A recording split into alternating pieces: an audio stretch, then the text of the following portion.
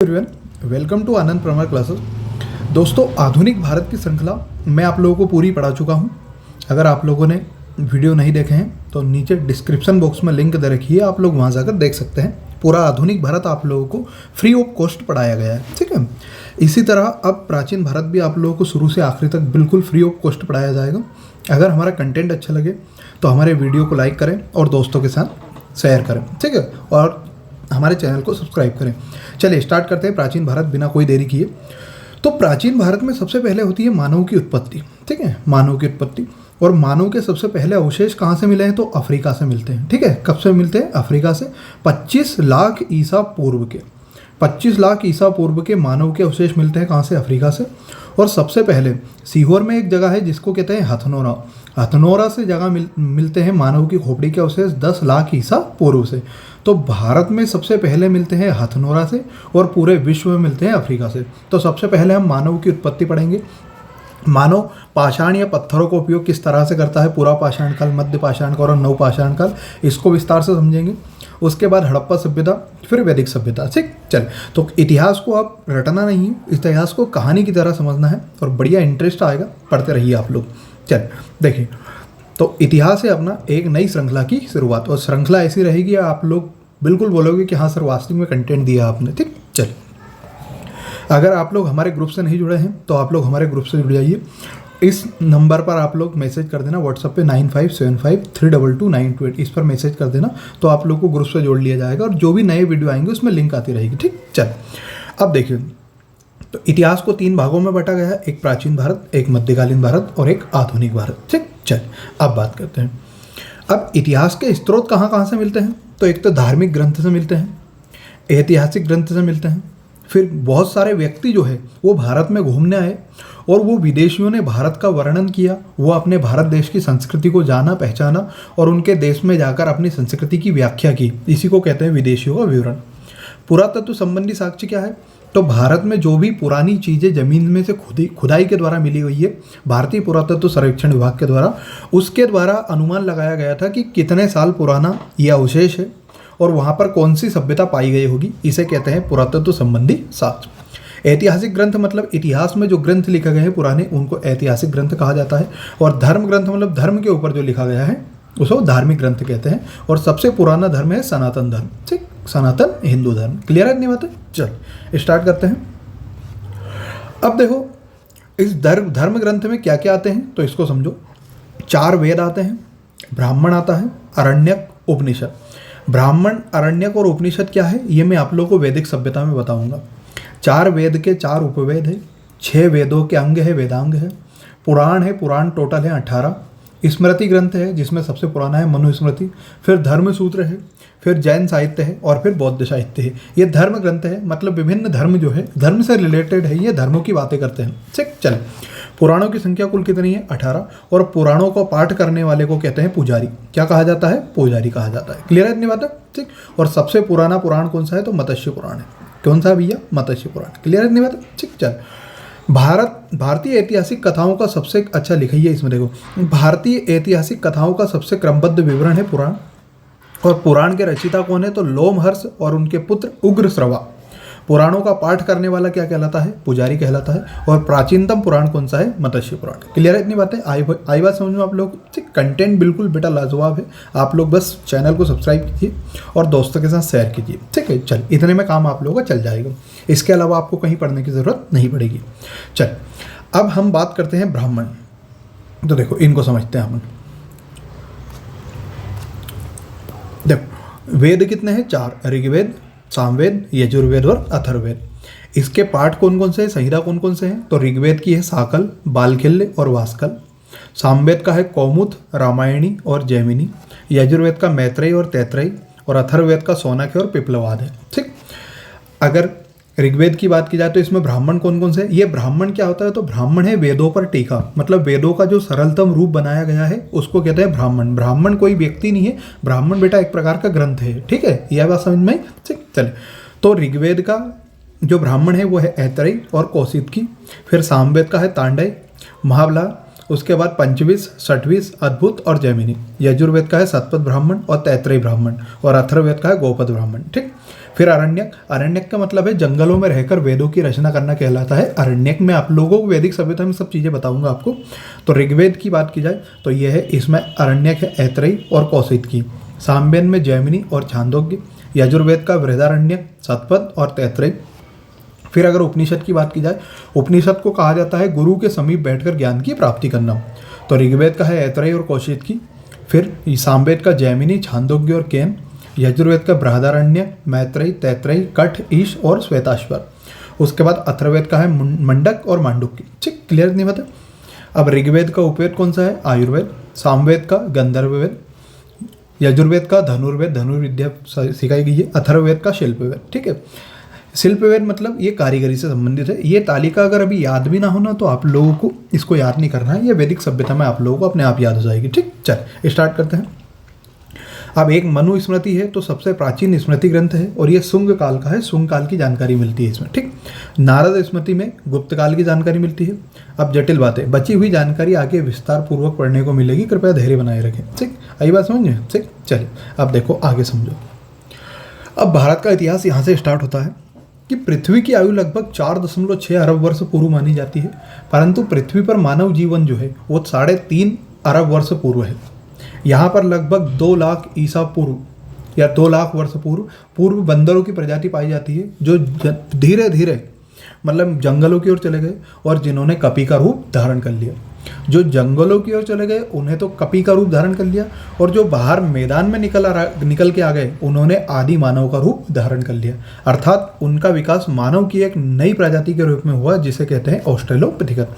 मतलब मानव की एक प्रजाति हुआ करती, मतलब बंदरों की एक प्रजाति हुआ करती थी, और जो बंदर जंगल की ओर चले गए वे तो कपि रहे, मतलब बंदर ही रहे, और जो जंगलों की ओर चले गए मतलब मान के चलिए, सॉरी माफ़ कीजिएगा, जो जंगलों की ओर चले गए वो तो बंदर या कपि का रूप धारण कर लिया उनने, और जो मैदान में आ गए उन्होंने आदि मानव का रूप धारण कर लिया, जिन्हें ऑस्ट्रेलोपिथेकस कहा जाता है। ठीक, चल मानव की सबसे प्राचीनतम प्रजाति रामापिथेकस को कहा जाता है। आदि मानव के प्राचीनतम साक्ष्य लगभग 25 लाख ईसा पूर्व पहले अफ्रीका से प्राप्त हुए हैं, परंतु भारत से मानव के सर्वप्रथम साक्ष्य हथनोरा, ये सीहोर है ना, होशंगाबाद नहीं, ठीक, हथनोरा सीहोर से 10 लाख ईसा पूर्व पहले प्राप्त हुए। ठीक, तो कभी पूछे आपकी मानव का अवशेष सबसे पहले अफ्रीका से मिला है, पर भारत की बात की जाए तो हथनोरा सीहोर से मिले। ठीक, चल अब देखो आगे समझो। भारत में रामापिथेकस के जीवाश्म में शिवालिक पहाड़ी कहाँ है? तो ये पाकिस्तान से प्राप्त हुए। इस प्रकार धीरे धीरे मानव का विकास हुआ। अब मानव का विकास धीरे धीरे किन किन प्रजातियों में हुआ? तो सबसे पहला मानव है रामापिथेकस। रामापिथेकस के बाद ये ऑस्ट्रेलोपिथेकस है, ऑस्ट्रेलोपिथेकस, फिर है होमो इरेक्टस, फिर है नियांडरथल, और फिर है होमो सेपियंस। इस होमो सेपियंस को ही आधुनिक मानव कहा जाता है। क्लियर नहीं बात है? ठीक, चल तो मानव की सबसे प्राचीनतम प्रजाति रामापिथेकस और सबसे नवीनतम प्रजाति होमो सेपियंस। ठीक, चल अब इतिहास को कितने भागों में बांटा गया है? तो देखो, काल के आधार पर या समय के आधार पर इतिहास को 3 भागों में बांटा गया है। एक है प्रागैतिहासिक काल, एक है आद्य ऐतिहासिक काल और एक है ऐतिहासिक काल। प्रागैतिहासिक काल का शासन काल है 25 लाख ईसा पूर्व से 3000 ईसा पूर्व। आद्य ऐतिहासिक काल जो है वो 3000 से 600 ईसा पूर्व, और ऐतिहासिक काल 600 ईसा पूर्व से आज तक का काल कहा जाता है। प्रागैतिहासिक काल ना तो लिखा गया है और ना ही पढ़ा गया है, केवल और केवल ये था डिपेंड काय पे, साक्ष्य पे, मतलब जो जमीन से मिल जाती थी चीज़ें उन पर, उनके आधार पर इसका पता लगाया जाता था कि ये कितने साल पुराना है। ठीक, क्योंकि मानव ना तो पढ़ा लिखा था तो वो लिखता भी नहीं था तो पढ़ता भी नहीं था। ठीक है, क्लियर नहीं बात है? तो ये केवल साक्ष्य पर निर्भर है। इसमें लिखा तो गया परंतु पढ़ा नहीं गया। पढ़ा इसलिए नहीं गया क्योंकि यहाँ के लोगों को लिपि की ज्ञान नहीं थी। ठीक, ऐतिहासिक काल लिखा भी गया है और पढ़ा भी गया है। तो इतिहास को काल के आधार पर कितने भागों में बांटा गया है? तो 3, प्रागैतिहासिक, आद्य ऐतिहासिक और ऐतिहासिक। प्रागैतिहासिक ना तो लिखा गया है ना ही पढ़ा गया है। आद्य ऐतिहासिक काल जो है लिखा गया हो तो पढ़ा नहीं हो गया, और अगर पढ़ने की बात होगी तो ये मान के चलो कि इसमें लिपि की ज्ञान नहीं थी। ठीक, ऐतिहासिक काल लिखा भी गया है और पढ़ा भी गया है। ठीक, चल आगे बात करते हैं। अब देखो, मैं सबसे पहले आप लोगों को बताता हूँ पाषाण काल। पाषाण काल मतलब ये सबसे पहले हमें प्रागैतिहासिक काल पढ़ना है, और प्रागैतिहासिक काल की अगर बात की जाए तो मानव काय का उपयोग करता था? पत्थरों का उपयोग करता था। अगर पत्थरों का उपयोग करता था इसलिए इस काल को कहा जाता है पाषाण काल। ठीक, पाषाण काल को कितने भागों में बांटा गया है? तो 3 है, पूरा पाषाण काल, मध्य पाषाण काल और नवपाषाण काल। पूरा पाषाण काल 26 लाख ईसा पूर्व से 10,000 ईसा पूर्व। मध्य पाषाण काल 10 3000 ईसा पूर्व से 6000 ईसा पूर्व और नव पाषाण काल 6000 ईसा पूर्व से 3000 ईसा पूर्व। अब पुरा पाषाण काल को फिर से 3 भागों में बांटा गया है। एक पूर्व पुरा पाषाण काल, मध्य पुरा पाषाण काल और उच्च पुरा पाषाण काल। पूर्व पुरा पाषाण काल का समय काल चलता है 25 लाख ईसा पूर्व से 50,000 ईसा पूर्व। मध्य पाषाण काल 50,000 ईसा पूर्व से 40,000 ईसा पूर्व और उच्च पुरा पाषाण काल चलता है 40,000 ईसा पूर्व से 10,000 ईसा पूर्व। क्लियर नहीं बता? ठीक, तो सबसे पहले है पुरा पाषाण काल, फिर मध्य पाषाण काल, फिर नव पाषाण काल। अगर ये चीज़ें आप लोगों को एक बार में समझ में ना आए तो आप लोग इस वीडियो को 2-3 बार वापस देख सकते हैं। ठीक है, मैंने क्या बताया कि सबसे पहले इतिहास को काल के आधार पर 3 भागों में बांटा गया है। एक माफ कीजिएगा, प्रागैतिहासिक काल, आद्य ऐतिहासिक काल और ऐतिहासिक काल। प्रागैतिहासिक काल में मानव केवल पत्थरों का उपयोग करता था, इसलिए उसको पाषाण काल कहा गया। और पाषाण काल को 3 भागों में बांटा गया है। एक पुरा पाषाण काल, एक मध्य पाषाण काल और एक नव पाषाण काल। पुरा पाषाण काल को फिर 3 भागों में, पूर्व पुरा पाषाण काल, मध्य पुरा पाषाण काल और उच्च पुरा पाषाण काल। अब देखो ये पाषाण काल क्या है, इसको समझ लेते हैं अपन। ठीक है, चल देखिए, तो पूर्व पुरा पाषाण काल में जो व्यक्ति जो बसते थे उनके आधार पर उस संस्कृति को 2 भागों में बांटा गया। एक तो चापार चापिंग पेबुल संस्कृति, जिसको सोहन नदी घाटी सभ्यता भी कहा जाता है, और एक कहा जाता है हैंडेक्स संस्कृति या कुल्हाड़ी। क्लियर है नहीं बात है? तो पूर्व पुरा पाषाण काल में जो व्यक्ति बसे हुए थे वो अपनी एक संस्कृति बसाए हुए थे और उस संस्कृति को 2 भागों में बांटा गया है। एक चापार चापिंग पेबुल संस्कृति और एक हैंडेक्स संस्कृति। अब ये क्या था इनको समझते हैं अपन। देखो प्रागैतिहासिक काल की अगर बात की जाए तो यह काल पाषाण युग है, क्योंकि इस युग में मानव केवल पाषाण अर्थात पत्थरों का उपयोग करता था। मानव के संपूर्ण औजार पत्थरों से बने हुए थे। वह शिकार के लिए भी पत्थरों का उपयोग करता था। वह विभिन्न प्रकार के पत्थरों को परिवर्तित करके अपने औजार बना लेता था तथा उनसे अपना शिकार करता था। इस काल को 3 भागों में बांटा गया है। एक पुरा पाषाण काल, एक मध्य पाषाण काल और एक नव पाषाण काल। ठीक, चल पुरा पाषाण काल की बात की जाए तो मानव की पारदर्शिता के आधार पर पुरा पाषाण काल को भी 3 भागों में बांटा गया है। एक पूर्व पुरा पाषाण काल, एक मध्य पुरा पाषाण काल और एक नव पुरा पाषाण काल। ठीक, अब देखो पूर्व पुरा पाषाण काल क्या होता है। तो इस काल में मानव कृषि एवं पशुपालन नहीं करता था, केवल शिकार करता था। वो बड़े बड़े पशुओं का शिकार करता था। तरफ पत्थरों के आधार पर इस संस्कृति को 2 भागों में बांटा गया है। अभी बता चुका हूँ कि एक तो चापार चापिंग पेबुल संस्कृति और एक चापार चाबिल पेबुल संस्कृति को ही सोहन घाटी सभ्यता कहा जाता है, और एक है हैंडेक्स संस्कृति जो मद्रास के पल्लवरम नामक स्थान पर रॉबर्ट ब्रूस फूट को 1863 में मिली थी। ठीक, चल तो चापार चापिंग पेबुल संस्कृति। अब चापार चापिंग पेबुल संस्कृति का मतलब यह है कि मान के चलो ऐसे पत्थर हुआ करते थे, तो इस पत्थर को यहाँ से ऐसे काटा जाता था, ये वाले है ना, और ये नुकीला हिस्सा हो जाता था। इसी को चापार चापिंग कहते थे, है ना। समुद्र के किनारे जो पत्थर मिलते थे, तो चापार चापिंग पेबुल संस्कृति, इसके सर्वप्रथम अवशेष जो है वो पाकिस्तान स्थित सोहन नदी घाटी से प्राप्त हुए हैं, इसलिए इस सभ्यता को सोहन नदी घाटी सभ्यता भी कहते हैं। इस संस्कृति में गंगा, यमुना, सिंध के मैदानों में इसके साक्ष्य नहीं मिले हैं। इस संस्कृति में चापार का अर्थ है पत्थर के टुकड़े जिनके किनारे पानी के बहाव में रगड़ रगड़ कर चिकने हो गए। ये मैंने अभी हाल बताया आपको कि समुद्र के किनारे जो पत्थर मिलते हैं वो क्या है, बह बह के जो रगड़ रगड़ के जो चिकने हो गए हैं उन्हें ही चापार चापिंग पेबुल कहा जाता है। इनका प्रयोग औजार के रूप में किया जाता था। ठीक, क्लियर नहीं बात है। अगली दूसरी संस्कृति है हैंडेक्स संस्कृति या कुल्हाड़ी संस्कृति। इस संस्कृति के साक्ष्य सर्वप्रथम 1863 ईस्वी में रॉबर्ट ब्रूस फूट को मद्रास में स्थित पल्लवरम नामक स्थान से प्राप्त हुए हैं, और एक कुल्हाड़ी प्राप्त हुई थी मद्रास के पल्लवरम नामक स्थान पर।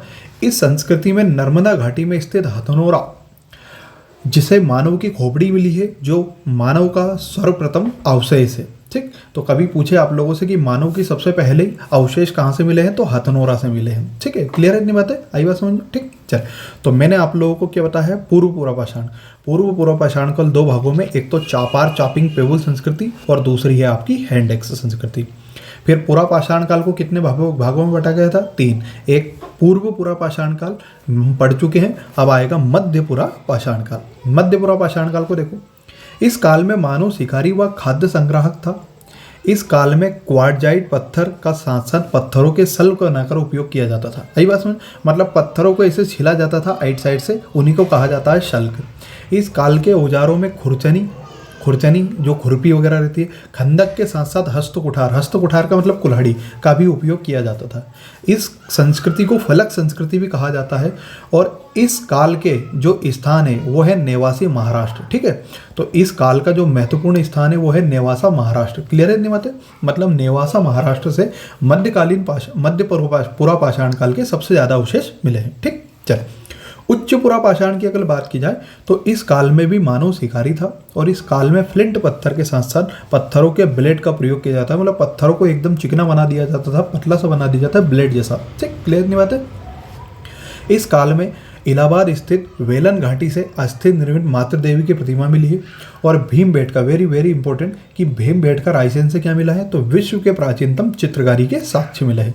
और ये चित्रकारी कैसी थी? तो लाल और हरे रंग की थी। और इस काल में चकमक पत्थरों का उपयोग किया जाने लगा। और जो आधुनिक मानव है होमोसेपियंस, उसका विकास भी इसी काल में हुआ। कौन सा? उच्च पुरा पाषाण काल। तो फिर से देखिए, मैंने आप लोगों को बताया कि पाषाण काल को कितने भागों में बांटा गया है? 3। एक पुरा पाषाण काल, एक मध्य पाषाण काल और एक नव पाषाण काल। पुरा पाषाण काल को फिर कितने भागों में? 3। एक पूर्व पुरा पाषाण काल, एक मध्य पुरा पाषाण काल और एक उच्च पुरा पाषाण काल। पूर्व पुरा पाषाण काल में मैं आप लोगों को एक तो सोहन घाटी संस्कृति और एक हिंडक्स संस्कृति बता चुका हूँ। मध्य पुरा पाषाण काल में मैं आप लोगों को बता चुका हूँ कि नेवासा महाराष्ट्र से इसके अवशेष मिले हैं। और उच्च पुरा पाषाण काल की अगर बात की जाए तो इसमें मानव जो है वो शिकारी था, परंतु ब्लेड जैसे पत्थरों का उपयोग करने लगा। और इलाहाबाद स्थित वेलन घाटी से अस्थि मतलब हड्डियों की मातृ देवी की प्रतिमा मिली है। और भीमबेटका रायसेन से विश्व के प्राचीनतम चित्रकारी के साक्ष्य मिले हैं जो लाल और हरे रंग के थे। और इस काल में चकमक पत्थरों का उपयोग किया जाने लगा। और आधुनिक मानव जो होमोसेपियंस है वो उसका विकास जो है इसी उच्च पुरा पाषाण काल में हुआ था, ठीक। तो हमने पुरा पाषाण काल पढ़ लिया है। अब मध्य पाषाण काल की बात करते हैं। इस काल में ज्यादातर साक्ष्य उत्तर प्रदेश से मिले हैं।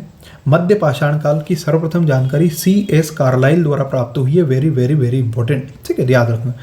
इस काल में माइक्रोलिथ का मतलब है छोटे छोटे पत्थरों का आविष्कार हुआ। इस काल में तीर कमान का आविष्कार हुआ, तीर कमान, ठीक।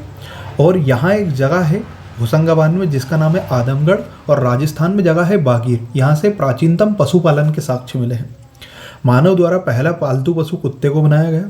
इस काल में एक तो जगह है, ये सब यूपी में है, ये तीनों जगह, एक सराहनाराय, एक महादहा और एक दमदमा। यहाँ से काय के साक्ष्य मिले? चूल्हे के साक्ष्य मिले। महादहा से हड्डियों के आभूषण तथा युग्मित समाधान के साक्ष्य मिले। मतलब युग्मित समाधान का मतलब ये है कि जैसे कोई व्यक्ति मर जाता था तो उसके साथ उसके कुत्ते को दफनाया जाता था, उसको युग्मित समाधान बोलते थे, ठीक है। क्लियर नहीं बात है? सांबर झील से प्राचीनतम वृक्षारोपण के साक्ष्य मिले हैं मध्य पाषाण काल के। अब हम बात करते हैं नव पाषाण काल की।